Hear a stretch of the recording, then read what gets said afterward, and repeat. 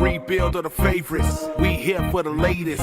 South side or the north side, not tuned to the greatest. Home team for the home teams. Both sides got our own rings. On the mound or the long ball, but we don't put the wrong strings. Yeah.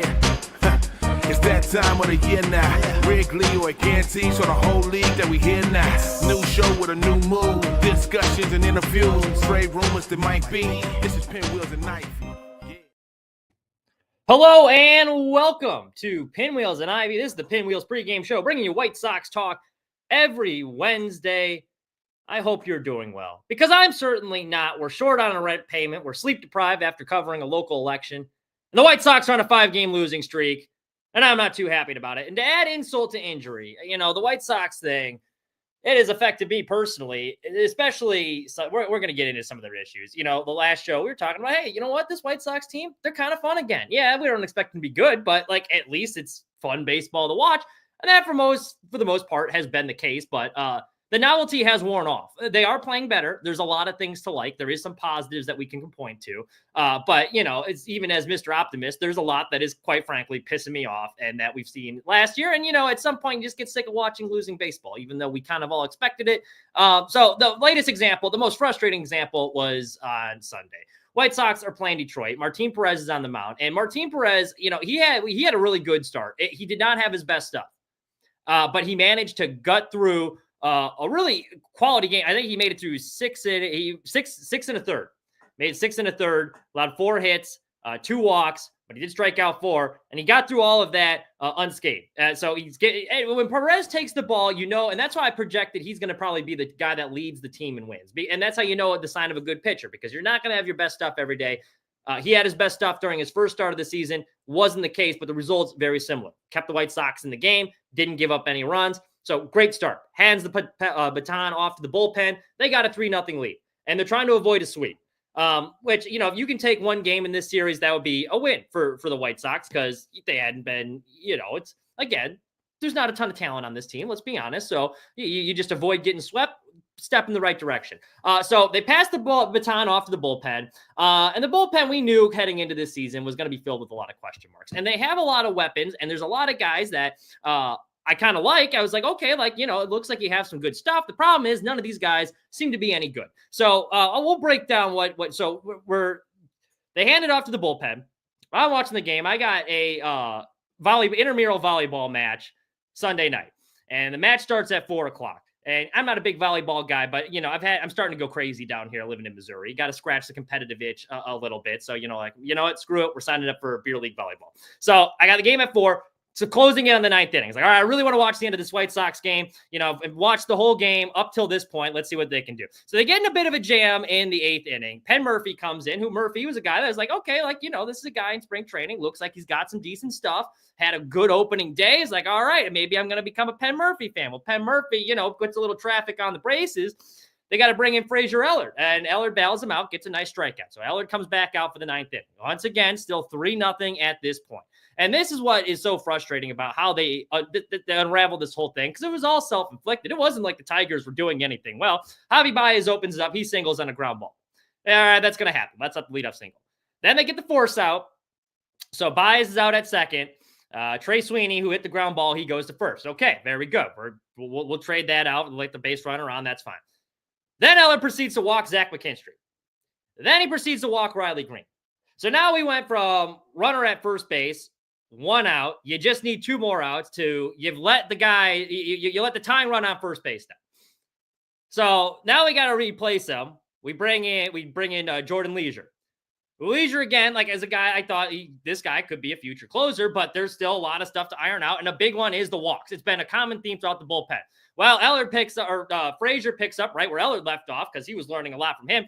He walks the first guy he faces. So that sets up Spencer Torkelson, because that walks in a run. Torkelson doubles. That's all she wrote. Tigers win 4-3. At this point, I had to leave my house early to get to intramural volleyball. So I'm listening to the 9th inning when they bring in Leisure. And I'm listening to the soothing sounds of Len Kasper, as he describes the White Sox, blowing this fucking game. And I was in a fit of rage. And next thing you know, I got some flashing lights behind me because I was speeding. And it turns out, it was kind of a bullshit ticket. I was only going 87 and a 70. That's not justice for Mitch, in my opinion. I think it was a kind of a ticky-tack foul. But, regardless, now I am nearly $200 poorer because the White Sox blew that 9th inning lead, and I was cursing at myself. And now watching the speedometer, next thing you know, we were almost in triple digits. So that's not fun, but it was so frustrating. And then you add that by the next game, there's 0-0 game, and then Mike Clevenger blows that. Like what is Clevenger doing on this team at this point?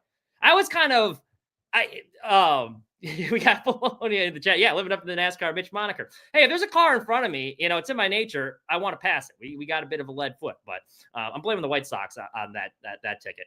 But Clevenger was a guy. Okay, regardless of the off the field stuff, after watching him open day, it's like, okay, I can kind of understand the vision of the White Sox. This could be an interesting experiment. I do think he's got good stuff. Let's see if he can max out in the bullpen. You don't have a lot of pieces there. You need a high leverage reliever. Why not? Well, it's become very quickly. I think there's already 3 go-ahead leads that he's blown late in games. So we had Moncada when he hit the ball off of him. We have him walking in the winning run the other day. And then I think he let up a go-ahead single. Or he's been horrible. He's been horrible. So it's like, what are you doing? If you're going to be someone that the fans don't like off the field, at least do your job on the field. And he's not even doing that. So to the point that we have with Amy here, yeah, the curse stays until Clevenger's gone. Well, that curse doesn't really work because the last time you cursed him, he had a really good season. So I don't know if that curse is actually working, but it's cursed the White Sox. So you've done a good job making us all miserable. Try cursing Clevenger next time. That'd be nice. But and maybe it's worked now because he's been he's been terrible this season. So maybe the curse is finally taking effect. Bullpen's been bad. It's been bad. And I can't even blame Will Venable because you have some of these pieces in there and you really like your 2 late inning guys. I think right now it's Cam Boozer and Clevenger. And neither of them you really trust. And I don't know which one you put in the 9th inning. You don't have a true closer. Adam Ottavino just got DFA'd. That's a guy I think the White Sox should take a flyer on because he's been in those high leverage roles before. Yeah, he's not as he's lost a step, but I mean, Clevenger would be a guy I'd DFA and then bring it out of Vito, bring it an actual reliever. Like this experiment's over. It's over. Like what are we doing here? You're just pissing off the fan base for a guy that stinks right now. It was one thing when he was pitching well, but then you have the injuries and you're paying him for a full season of injuries. And now it's a waste. It's a waste. It's frustrating to watch. The offense hasn't been able to get anything going either. I will say this. I did see a stat that they're swinging at the most pitches in the strike zone. Like they're not chasing. Like they got the lowest chase rate in the MLB right now, which is encouraging. Miguel Vargas stands out. He's a guy that reminds me a lot of Yoan Moncada, but this not chasing anything has not translated to runs. Like you take Vargas, for example, this is where he reminds me a lot of Moncada. I think he's got a very good eye at the plate, but he takes a lot of borderline pitches that might be balls, but when you're a young player, you're not getting the benefit of the doubt. They're going to call it a strike. So there's a lot of times that he puts himself in a bad spot. It'll be a full count, fastball on the outside corner of the plate. Maybe it's a ball, but he's not swinging at it, and it's fringe call, and he gets rung up. I see a lot of that. Andrew Vaughn, supposed to be our big, and this is the one that yesterday's game, this was the biggest moment in the game for me. White Sox get runners on 1st and 3rd. Nobody's out. Andrew Vaughn comes to the plate. He's supposed to be your run producer at this point. You've been in the league now, what is it, 5 years? Time to put on your big boy pants and be the run producer for this team. It's nice when you hit some useless home run when we're up 10 or we're piling on to pad your numbers. This is the time we need a clutch hit, Andrew Vaughn. And I'm an Andrew Vaughn guy. I think you get more hate than you deserve. I do think you're a better player than people give you credit for. But this is when we need you. There's 2 things we can't have happen with no outs. You can't strike out, and you can't pop something up in the infield. You put the ball on the ground, that runner's going to score. Even if you hit into a double play, we're at least getting a run and a scoreless deadlock. Where a rookie pitcher, Shane Smith, is busting his ass on the mound, twirling a gem. Give the guy some run support. Well, what does we do? What does Vaughn do? He pops up in the infield. And the next batter, Tice, comes up. He hits into a double play. So runners 1st and 3rd, nobody out. We don't get a run. We had a similar situation earlier in that Tigers game on Sunday. I think the base is loaded, and they were only able to get 1 run across. And they couldn't get that insurance run, the extra insurance run, because they could only get 1 run across, and it came back to bite them in the ass later. So not only has the bullpen been really bad, the offense is not taking advantage of opportunity. They're getting base runners. I really like how aggressive they're being with Yoan Moncada. Moncada got on base, and almost every time he was on base yesterday, he was off stealing. Now, he got thrown out a couple times, but if you got guys that can't really hit or like not a whole lot of power in your lineup, which they don't, I'm fine with Moncada or, Robert taking an extra base. So I like how aggressive they're being with him. They're trying to manufacture some offense, but guys just aren't getting timely hits right now, which is kind of frustrating. I think getting Mike Tauchman back helped a little bit. I think getting Rojas back is going to help. I've actually been a big fan of Nick Maton, too. I think he's been working some pretty good at-bats. He's been drawing some walks.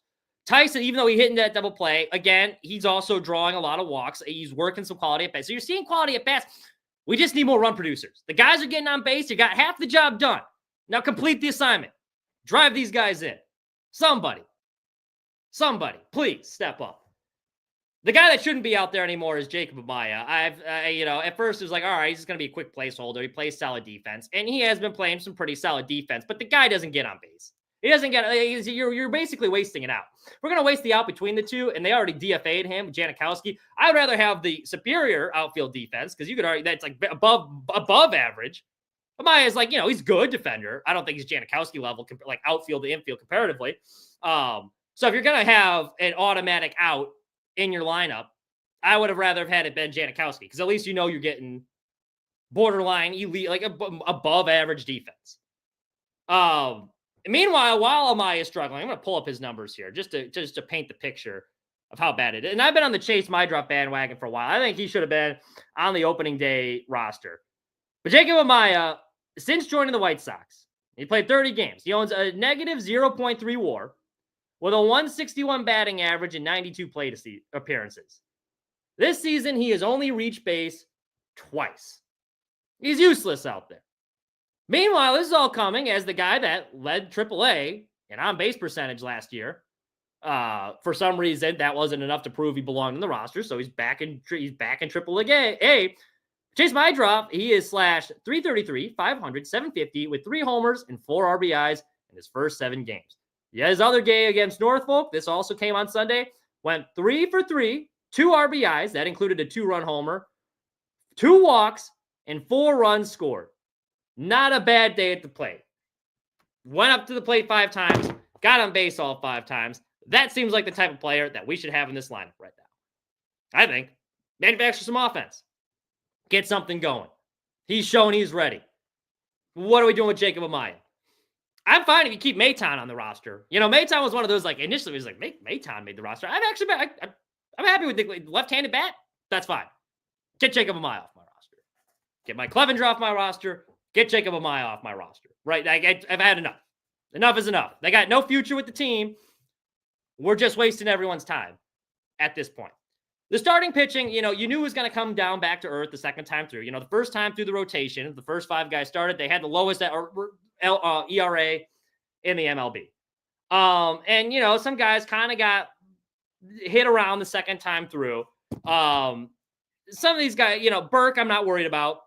He's still young. He had a bad outing, but he's still young. Shane Smith looked really good second time through the rotation. Davis Martin, he struggled as well, but I'm not too worried about him yet. The guy I am a little worried about is Jonathan Cannon. Cannon's a guy, and I think he's got MLB talent. I don't think he's future of the starting rotation of the White Sox talent. And I don't know how much longer you let that leash go. I think you give him a couple more starts.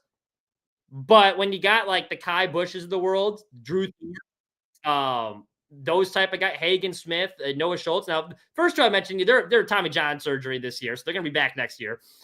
So we'll see how they rehab from that. But you invested a lot in Drew Thorpe. Imagine you probably want him in the rotation. Hagen Smith and Noah Schultz, are going to be there soon. So it's crunch time for these guys. These 5 guys in the rotation right now, maybe not Martin Perez, because I don't think he's going to be here next year. But make no mistake, they're competing for the future spot to hold on to that spot. They might have a spot in the rotation now, but that's not guaranteed for next year because you got some young guns coming up through the farm system. They're going to be taking those spots. Jonathan Cannon, like the overall body of work, to me is not all that impressive. And what's most concerning about his starts is how bad the bullpen is because he really doesn't go deep into games. His last start against the Tigers on Saturday, he went 3.2 innings. Or maybe Friday. 3.2 innings, gave up 3 earned runs, 3 hits, and 3 walks. And what was so frustrating was it wasn't that his stuff was bad because all of his pitches move. Like you see the stuff and it's like, okay, like you can see why this guy made it to the MLB. Almost all of his pitches move. And he kept getting ahead in the count. But these White Sox pitchers keep shooting themselves in the foot, and it's mostly been the bullpen, but this was the case here too, where he was up 0-2 or 1-2 10 times throughout the afternoon. And of those 10, he still managed to surrender a hit by pitch, a walk, and allowed an RBI ground out, being ahead in the count. So you'd get ahead in the count, and then he'd like the Tigers would be able to work it full. So the pitch count kept climbing. And then there was times he couldn't put hitters. He was really struggling to put hitters away. His 7.7 strikeout or walk rate last year, I beg you, 7.7 walk rate last year. It's already shot up to 15%. 15% of the batters you're facing that you're walking, that's not going to fly. Now, I know it's a very, very small sample size, just 2 starts in, but we saw a lot of these issues last year too. In 22 starts, and this is what's the issue, by not putting hitters away and by walking that many guys and getting the pitch count that high, he's not going deep into games, and they're having to go to that bullpen sooner, and the bullpen is blowing a lot of these games. In 22 career starts, Cannon's only made it through the 6th inning in 10 of those 22. So while he did throw 5, even like his first start against the Angels, he did throw 5 shutout innings. But that whole start, you could argue he kind of got a bit lucky because he was working throughout traffic and he was constantly under pressure throughout that start. Now, it's still early. He's only 24 games into his MLB career. And I don't want to dump on the kid because, again, his pitch has got a lot of movement. Like, you can see the stuff is there. But he's got a 4.31 ERA. It's solid, but it's not really telling the whole story because he's only got a 17% strikeout rate. That's bottom 10% in the league. And opponents are hitting the ball really hard off him. Expected batting average is 258. That ranks in the top half of the league. Expected average exit velocity, 89 miles an hour. Once again, that's pretty high. Like, that's one of the high, like, just ranks in the bottom half of the league. So it's too early to press the panic button yet. But there's a lot of concerning trends here with Jonathan Cannon that I don't think he's a viable major league starter moving forward. I think he is more suited for a long reliever role. You come in, you need 2-3 innings, the guy to fill, like, or if you have a bullpen day, you bring in Jonathan Cannon. Like, that, I think, is, and I hope I'm wrong. I want him to do well. I'm rooting for him to succeed. But that's what I view his role as moving forward. Other guy that's been really, really concerning right now is Colson Montgomery. I don't have the numbers in front of me. We're kind of just doing this off the fly. We had a local election in Columbia last night. It was a very late night, so we didn't get much sleep today. So bear with me here. But Montgomery's been struggling. I saw a stat. He hasn't pulled a ball yet in any of his hits. He's not pulling the ball. The strikeout issues are continuing. When's it starting time to get concerned? Like, with Colson, that is one I am pressing the panic button. We saw these struggles last year, and the fact that it's correlated and almost gotten expedited. I'm going to pull up these numbers just to give an idea. Apologies again. I should have had this prepared ahead of time. But, like, the strikeout numbers were, like, astounding to me, especially because he hit a home run opening day. So it was like, all right, here we go. 34 at-bats right now. He's batting .088. He's not even batting 100 right now. Let's go through. Hold on. Let's see if we can find. Boy. Okay. 19 strikeouts already and 34 at-bats. That's not good. 1 home run, 3 RBIs, 381 OPS. And that's not going to cut it. In AAA, and mind you, the best pitchers usually at the AA level. That's where you're going to face the toughest pitching in the minor leagues. So that is a bit concerning. I am kind of pressing the panic button there. It's still early in the season. There's still a lot of time for him to get things ironed out. But if you look at last year where he struck out 164 times, only hit like 214, and then you follow that up with this, with the neck or back injury in spring training, I mean, a lot of things piling up here. So, monitor Colson. I think Chase Meidroff's ready. They're going to go in opposite directions, which that's a little bit concerning to see. Finally, I think that just about covers it for this week. I mean, we're kind of a little bit all over the place. We apologize. We'll have more of a structured show for you next week, but much like the White Sox, we're a bit in shambles right now. They're trying to break that 5-game losing streak back in midseason form from last year. It has looked to the point where we were like last week, like, hey, White Sox baseball is fun again. Even in these losses, they've been more competitive. They'll get down early and, like, you can still see them battling. There's a game they had, like, no business winning. I think it was like 7-1, and they still managed to score 3 runs in the 9th and at least make it look respectable, to make it like 7-4. So they're still battling. You see the efforts there. Fewer mental mistakes than last year. Now, we're still seeing some pop up. We still could see some guys like step up in big moments. The walks are concerning. The bullpen's been bad. But it is a better brand of baseball than last year. You're not seeing as many of these stupid errors that you saw last year. So there's a silver lining in that. I think with that, more of these wins are going to come. It's just, it's hard. It's hard. It's hard, especially when you don't have a lot of talent and you got this patchwork bullpen. So it's going to be a slog of a season. I'm still standing by what I said, though. I still think this team can win 60-plus games, which is a sad thing to be rooting for, but that's where we're at. If they win 60-plus, that's a 20-game win. That's a 20-plus win improvement. As a White Sox fan, that's really all you can ask for. Now, there was one piece of good news before I do finish this up. I did forget about this. The White Sox did re-sign Brandon Drury to a minor league deal. He was a big favorite in spring training. A lot was made. We talked about how he increased the bat speed. He was tearing it up. He looked like he could have been the opening day DH. I think that's nice. We're talking about this team needs run producers. I think that's why the White Sox re-signed a guy like that, even though you have Mydroff that's been really good. I think you bring in a guy like that, you probably boot out of Maya. And it's like, hey, try and give us some offense because they need it. They need it right now. I think having Tauchman back helped. Like Tauchman singled in his first at-bat. He's been working some good at-bats, but they need more. They need more. Slater, hopefully former Silver Slugger winner, can add that pop. And if not, it's only a minor league deal. They can run him out there for a few weeks and things aren't working out. Now, he's still recovering from that hand injury, but at least they didn't have to burn by DFAing him and then re-signing him to a minor league deal. They didn't have to burn a spot on that 40-man roster, which is good because you saved that for another guy. So good move for the White Sox there. We'll see how things progress. They got 2 more in Cleveland. If you win that game Sunday, you're 3-6, and you're tied with Cleveland in the standings, and your 3-6 isn't good, but at least it looks respectable, and you feel like you've gotten what you deserved. But blowing that one, that was such a kick in the balls, man. That was a tough one. Hopefully they can rebound. It's a little bit happier podcast next Wednesday. Thank you all so much for joining us. Really do appreciate it. Hope you, make sure you're listening. Leading Sports Mockery, sportsmockery.com. Pinwheels and Ivan, make sure you're giving us a follow at PinwheelPod on Twitter. Fids and Aldo, we'll have some Cubs content coming your way. I'm sure there's a lot of talk right now. Should the Cubs be extending Kyle Tucker? I think absolutely. I think they've already missed the boat on that. That's a guy they should have locked up as soon as they traded for him. You're trading a piece of your future for him. Why aren't we trying to expend him? Because the longer they wait, the more that price is going to go up. And then rest in peace, Octavio Dotel. Tragic story. He got crushed at a nightclub. The building collapsed and it killed, I believe, like 40 people, and he was one of them. For those that remember, he was a big part of that 2005 World Series team in the divisional round against the Red Sox. Came in with the bases loaded, nobody out, got out of the jam. One of the most impressive escape acts you'll ever see. A lot of teammates say he was a very good, or former teammates say he was a really good teammate, always smiling, seemed like a nice guy.